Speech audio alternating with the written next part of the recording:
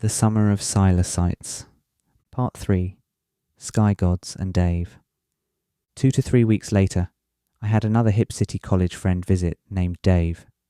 Like Gibraltar, Dave had also never taken Mycospawn before, but instead of giving him the same dose I gave Gibraltar, I gave Dave and myself each B+ level doses. Some might find that a bit cruel, while others may find it an appropriate level for someone who wants to quote-unquote jump right in and never have to do it again. Even then, others might think it'd be better to do a little more.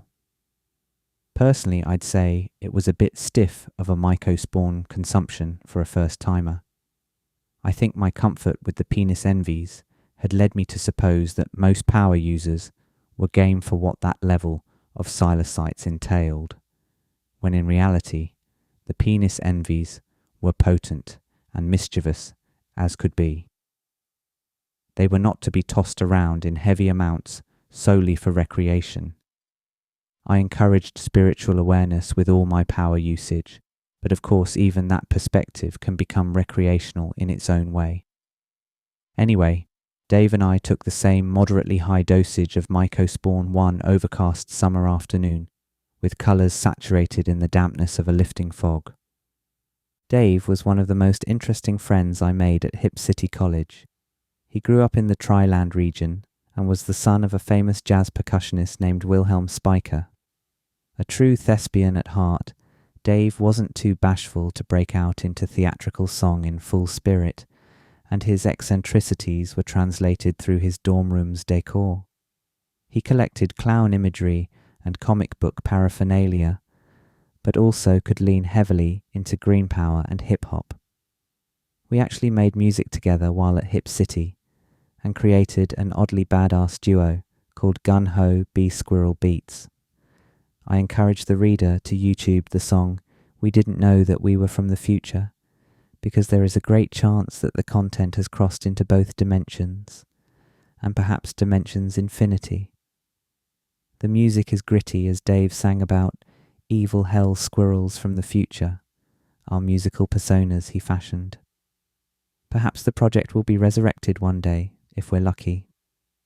Dave was an interesting mix of tender personality and a hardness to the vices of life, and that was why I had faith in his ability to handle a B plus Mycospawn dosage. We both wore tie-dye shirts, mine a cloudy sky blue, and his a fire of purples, blues and reds.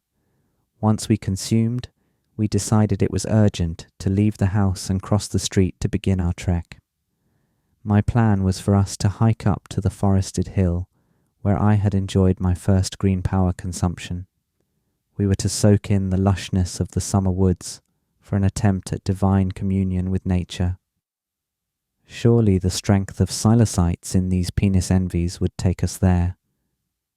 We engaged in playful conversation as we ascended from the paved hill to the dirt path incline. The incline was enough to take the wind out of you, but we summited no problem. As I led Dave through the network of forested paths, I smiled with delight as I saw the beautiful faces of the forest emerge out of the surrounding tree bark, like the ruins of a lost civilization. Were they always there, but merely veiled by my default brain chemistry, and only visible through Psilocytes' helping hand? Dave agreed with my declarations about the surrounding beauty, but mostly remained silent. He felt the trepidation of the onset, no doubt. We came to a series of remote soccer fields nested in a corner of the hill behind the private school.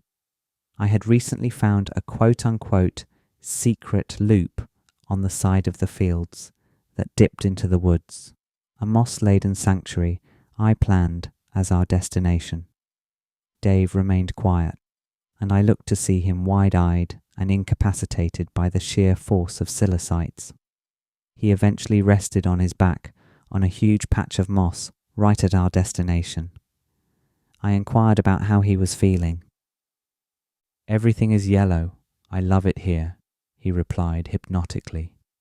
Luckily, yellow was his favourite colour, so he only wanted to stay there until it was no longer yellow. The tone of his voice indicated a sort of trance, a step into one's own personal brand of logic, so I figured he was probably fine and that I shouldn't give off any notion that anything could be wrong. Okay, well, I'm going to go commune with the sky gods, I professed. I assured him that I'd be back momentarily. I pranced off in my sky blue bandana headband and with my perfect new walking stick I had just found. The thing was, I had never communed with sky gods before, at least not intentionally, and was only attempting to do so because clouds seemed to have the most potential for delivering vivid visuals. Maybe I had communed with the sky gods on multiple occasions, but had categorized such as looking at the Mycospawn-induced faces in the clouds. There was a silliness about me wielding my cudgel as I skipped off to address the clouds in the sky, but I knew that I'd be able to learn the reality of sky god communion only if I opened myself up to the possibility of its very existence in the first place. There will always be the unsolvable questions. Does Psilocytes create illusion, or does it reveal reality? Perhaps both. Perhaps destroy the deceptive illusion? Anyway, those visions were the sky gods to me that day, regardless of their quote-unquote reality status, so I went off to the soccer field to commune with them. I held a slice of a pink geode up to the sky and spoke an offer to the sky gods. "O sky gods, will you accept my most beautiful of gems and show me that which I cannot see?" I said, as if in a fantasy movie. I don't know why I thought that the sky gods would appreciate a gem offering, but it didn't turn out to be the wrong thing to do. In a seemingly instant reaction to my offer, the sky of overcast clouds started to shift at a moderate pace and created a series of images, including what looked like Bob Marley's face transforming into a lion head, dreads retained. I wish I could remember the other visuals gifted by the sky gods in this moment, but the euphoria of giving myself to their presence was too much. I want to say I saw Greco-Roman, godlike imagery in their procession as well, such as sculpted men on clouds with wings and naked women being fed grapes.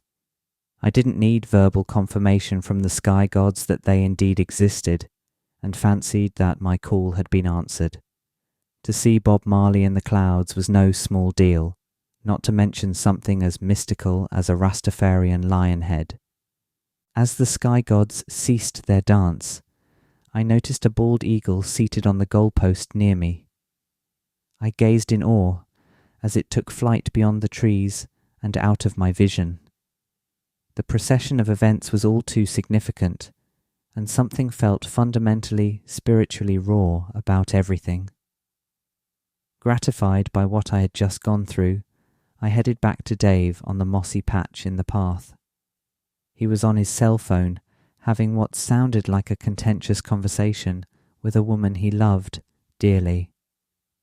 I audaciously requested the phone and talked to her myself for a few minutes, inconsiderate of whatever they were speaking about. To be fair though, I did know who it was, and felt like I should maybe reassure her that everything was okay, at least, if Dave had been too raucous.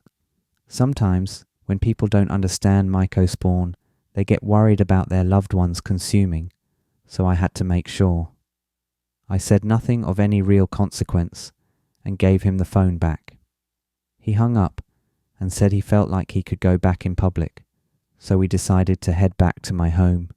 We heated up some leftover spaghetti with sauce, and tried to feel normal again, as if leftover spaghetti at 2 p.m. was normal.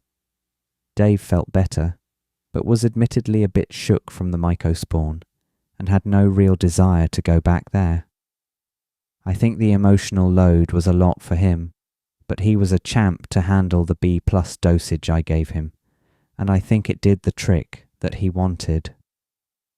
The penis envies had delivered once again, and I really started to feel like my relationship with them was one of control. The sky gods appeared to accept my gift, or at least appreciated the gesture enough to bestow pleasant visual content. I fancied myself ready for what the whole summer had been built up to, my A-level Mycospawn experience with the penis envies. I had only consumed an A-level dose once with Rivers Gulf Coast Mycospawn, but I wanted to go through the full penis envy realm. For some reason, I had a feeling that doing so would be all for the better. I guess ultimately, I desired more communion with the faces of nature, more wisdom, and more humbling. So off I went and planned for what would become my most legendary Mycospawn experience to date.